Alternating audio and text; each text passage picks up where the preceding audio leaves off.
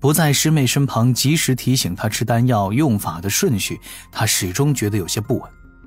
万幸，虽然意外被天道老爷又关怀了一顿，李长寿的心底有些纳闷，但是灵娥渡天劫时的情形都在他的推算之内，甚至每一道天劫落下，灵娥能够留几成几的法力，都与李长寿预估的相差不多。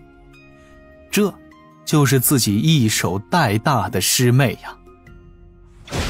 灵娥的第7道天劫，白中参紫的神雷夷平了下方荒山，灵娥的额头、肩头沁出鲜血，浑身衣裙也有些破碎，而灵娥犹自分了一部分法力，将自己浑身包裹得密不透风。她那双妙目透露出前所未有的坚定，虽然不知是因除了师兄不能被其他人看到，还是因我一定要渡劫成仙，快乐无边，但这都是信念。第8道天劫落下，灵娥也不可避免地有了伤势，但是几颗3品、4品疗伤灵丹服下，伤势顿时被镇住。总的来说，无惊无险。但当漫天劫云向内坍塌，显化出9道100丈高的仙子异象，刚扛过第7道天罚的李长寿也是有些担心。这天罚应该还有最后一道，天罚之力的量已经不多了，而师妹的最后一道天劫威力却是有些出乎李长寿意料的不强。难不成是因为天道老爷为了劈他，临时分走了一部分天道之力化作了天罚，以至于让灵娥的天劫威力减弱了少许？不管如何，这自然是好事。此时灵娥的道躯已经有8成化作了仙躯，按这般推算，最后一道劫雷过后，他仙机定能够圆满无缺。空中那身形模糊的9位仙子高举双手，一颗直径超过100丈的紫色雷球迅速凝成，雷球下压，那9位仙子的异象自上而下崩碎，化作漫天碎云。不过转眼，这宛若要将大地击沉的雷劫对灵娥悍然砸落。渡仙门内不知有多少门人弟子屏住呼吸，刚刚度过天劫不久的众弟子更是额头发麻，发出了各种赞叹。天劫威力越强，成仙后的潜力也就越高。而灵河天劫这般凶险，他已经是有很大的把握渡过去了。那一句金仙之姿，那声仙苗，当之无愧。师兄，面对着上空雷球的蓝灵娥突然回头看了一眼，虽然隐隐感觉到此地的师兄是指道人，但依然按捺不住心底的那一份冲动。他知道师兄不喜张扬，故用风雨咒传声之法，在李长寿的耳中留下了一句轻柔的话语。随后灵娥转身，面对着天空中落下的雷劫，曼妙窈窕的身影自荒山上空一跃而起，青丝乱舞，裙摆飞扬，素手执剑，直斩雷光，径直冲入雷劫中，爆发出了浑身法力。师兄，我一定会做你的道侣。3000多里外，一处深坑中，李长寿躺在坑底，浑身焦黑如炭，张嘴吐出一口血气。渡劫就渡劫，没事煽什么情啊？还敢玩硬闯雷劫耍帅的桥段？山上的石板应该不够你先生写写擦擦的了。默默地呼了一口气，李长寿的仙元快速恢复，施展土遁，身形直接在坑底消失不见。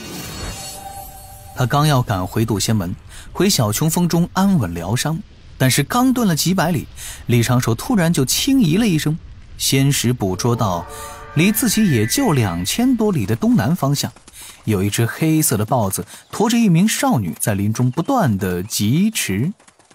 这黑豹，莫名的李长寿的心底泛起一缕玄妙之感。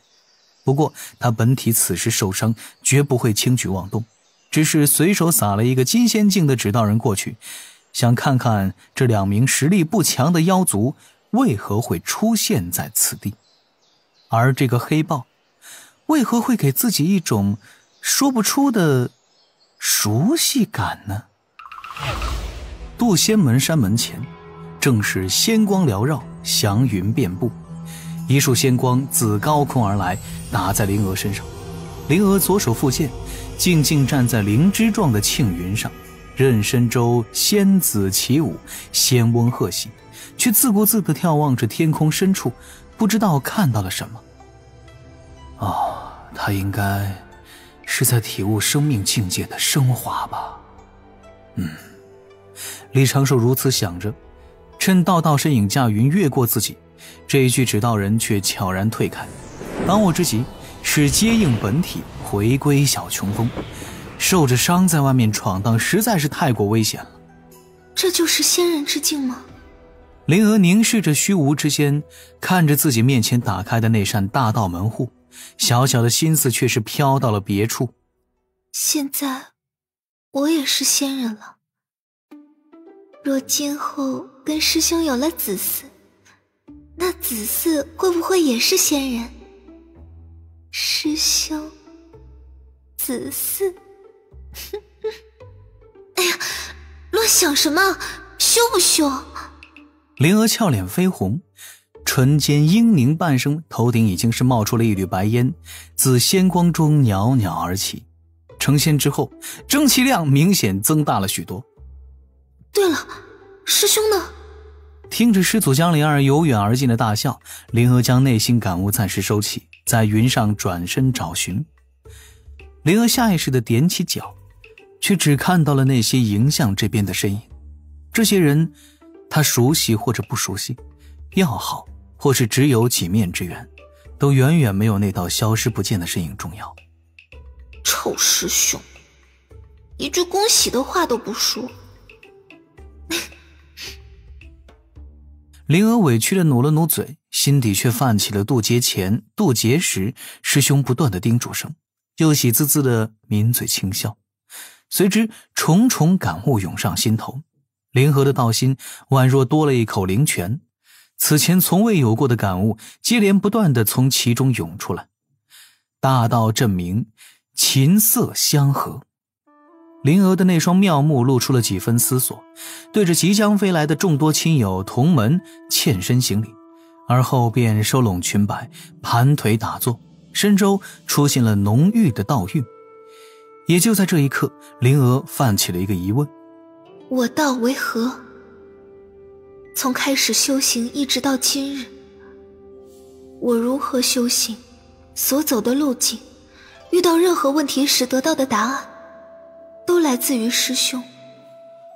哪怕师父最初教的道理，也被师兄后来修正过了。那自己的道，便是在仿照师兄的道吗？不尽然。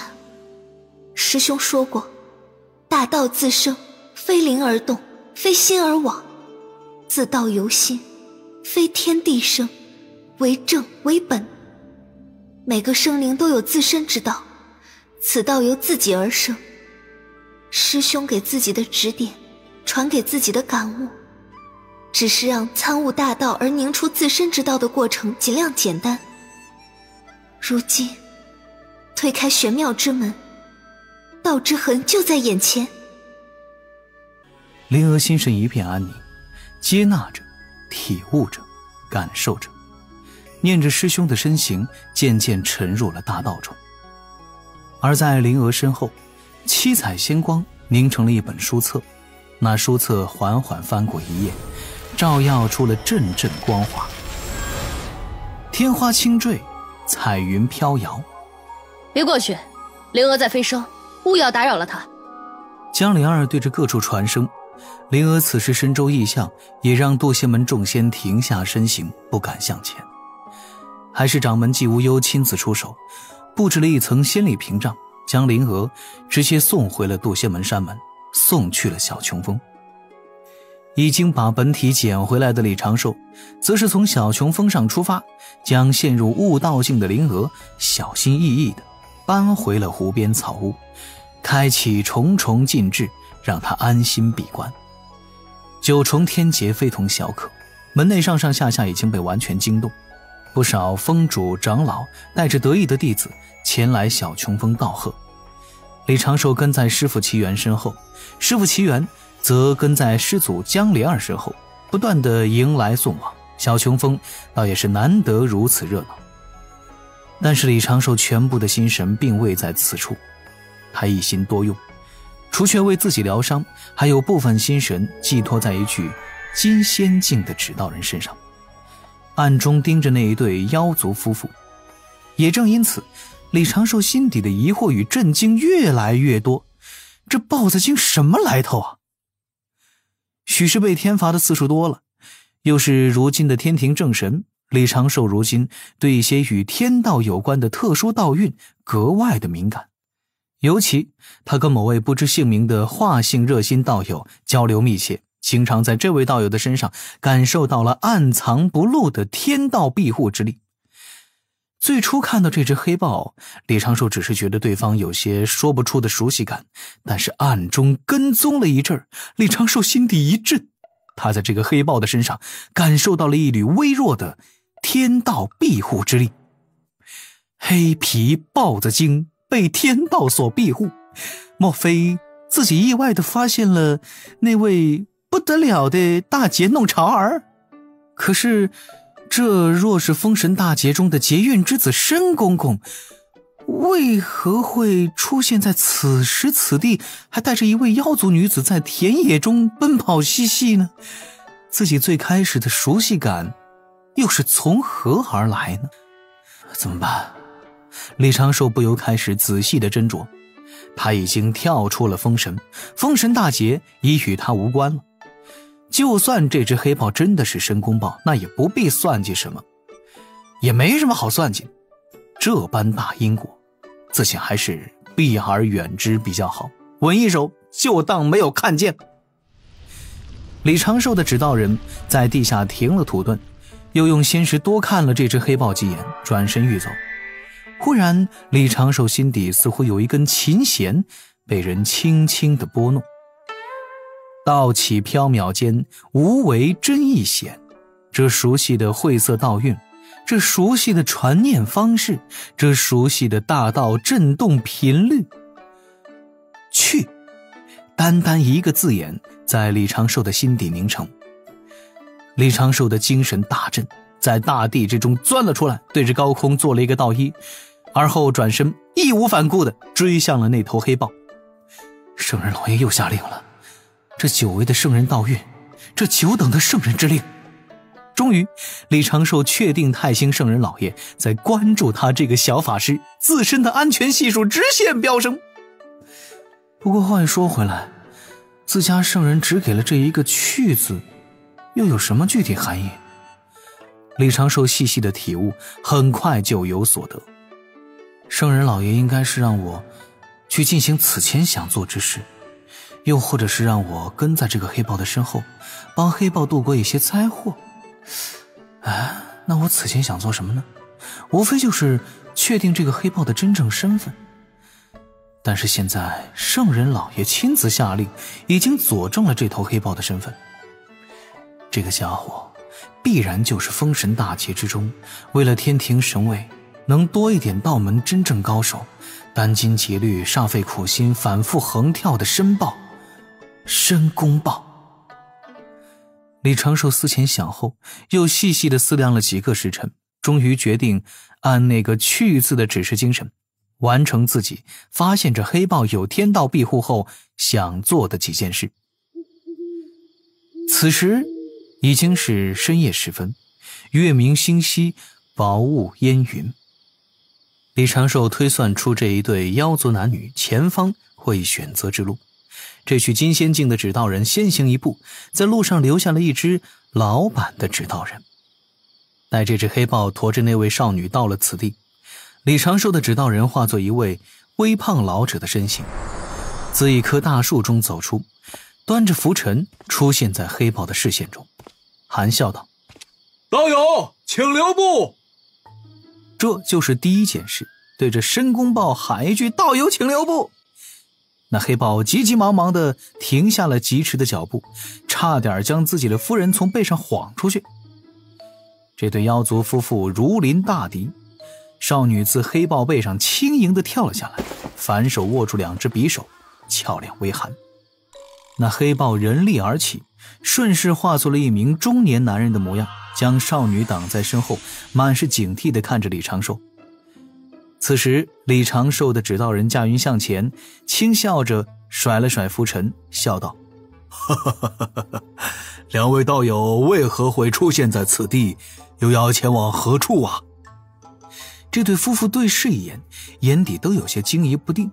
这个修为莫测的老者不打杀了他们？道友，黑豹精向前拱拱手，言道：我夫妇2人只是借过此地，一为害过人，二不贪宝物，只是想去南边省亲。省亲？李长寿眯眼轻笑，又问：哦，那你又是从何而来？可有姓名？我们都是山野精灵修成了人形。黑豹看了眼自己的夫人，目中带着几分温柔。我叫阿豹，他叫淼淼。这位前辈，可否放过我们这次？我们真的不是要去南赡部洲害人，只是想赶过去省亲。那女妖向前挽住黑豹精的臂膀，旁若无人地依偎在他的身侧。李长寿满头黑线，他竟然被申公豹撒狗粮了。阿豹，这真的是未来那位搅动3教风云的圣人棋子吗？自家圣人老爷让他与这黑豹精相见，到底是为了何事啊？不管如何，先与这个黑豹精结个善缘吧。哦，道友不必紧张，你2人身上并无业障，我未有除妖之心。之所以会现身与道友相见，只是觉得与道友在何处见过，有着一种熟悉之感。来，拿着此物。言说中，李长寿拿出了2只储物法宝，其内各有2件中品仙宝，些许灵石，用仙力推给了这一对黑豹夫妇。